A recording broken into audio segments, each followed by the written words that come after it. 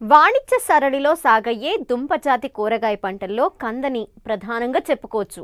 కంద ఎక్కువగా గోదావరి జిల్లాల్లోనూ, కృష్ణా, గుంటూరు, ఉమ్మడి ఖమ్మం జిల్లాలో అధికంగా సాగులో ఉంది. కొన్ని ప్రాంతాలలో ఇప్పటికే విత్తిన కంద మొలకెత్తే దశలో ఉంది. మరికొన్ని ప్రాంతాల్లో విత్తడానికి సిద్ధమవుతున్నారు.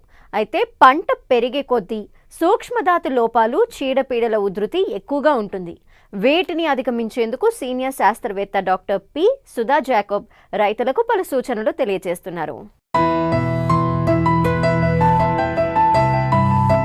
కంద విత్తిన చోట ఇప్పుడిప్పుడే మొలకలెత్తుతున్నాయి. అయితే ఈ సమయంలో నీటి తడులు సరిగా లేకపోతే మొక్కల్లో సూక్ష్మ పోషకాల లోపాలు కనిపిస్తాయి.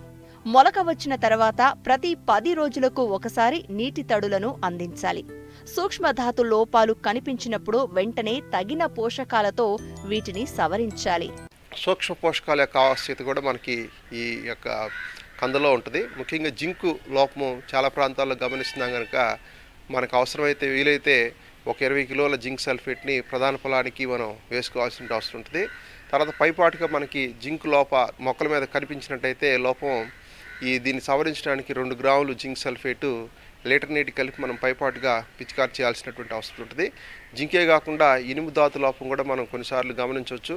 ఇది వచ్చినప్పుడు ఆకులు తెల్లగా పాలిపోతాయి కనుక దీన్ని మనం సరిచేసుకోవాల్సినటువంటి అవసరం ఉంటుంది. ఫెర్రస్ సల్ఫేటు 5 గ్రాములు లీటర్ నీటి కలిపి మనం పైపాటుగా పిచికారి చేసుకోవాల్సినటువంటి అవసరత ఉంటుంది అన్నమాట. తర్వాత కొన్నిసార్లు మెగ్నీషియం ధాతు లోపం కూడా మనకి కనపడుతూ ఉంటుంది. మెగ్నీషియం ధాతు లోపం వచ్చినప్పుడు ఒక 5 గ్రాములు మెగ్నీషియం సల్ఫేటు లీటర్ నీటి కలిపి మనం పైపాటుగా పిచికారి చేసినట్టయితే మనం ఈ మెగ్నీషియం ధాతు లోపాన్ని కూడా మనం మొక్కల్లో సవరించడానికి అవకాశం ఉంటుంది. ఈ విధంగా పోషక యాజమాన్యాన్ని మనం ఎప్పటికప్పుడు చూసుకొని మనం చేసుకున్నట్టయితే మంచి దిగుబడులు సాధించడానికి అవకాశం ఉంటుంది.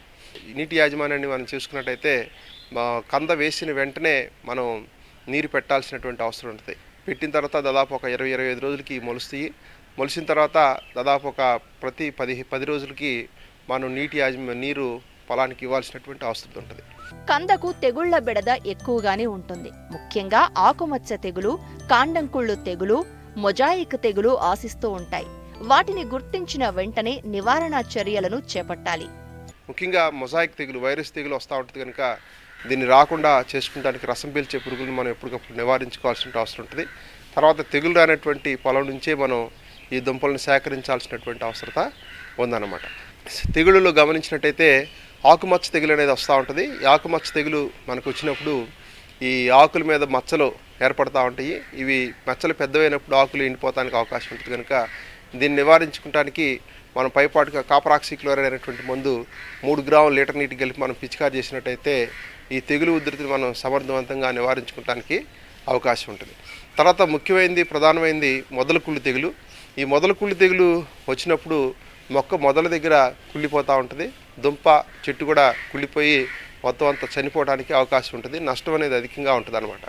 ఈ తెగులు ఉధృతిని గమనించినట్టయితే ఎక్కడైతే మురుగునీటి పారుదల సౌకర్యం సరిగ్గా లేదో ఆ ప్రాంతాల్లో ఈ తెగులు యొక్క ఉధృతి ఎక్కువగా ఉండడానికి అవకాశం ఉంటుంది కనుక మనం పొలంలో తప్పనిసరిగా మురుగునీటి పారుదల ఉండేటువంటి సౌకర్యాన్ని ఏర్పాటు చేసుకోవాల్సిన అవసరం ఉంటుంది.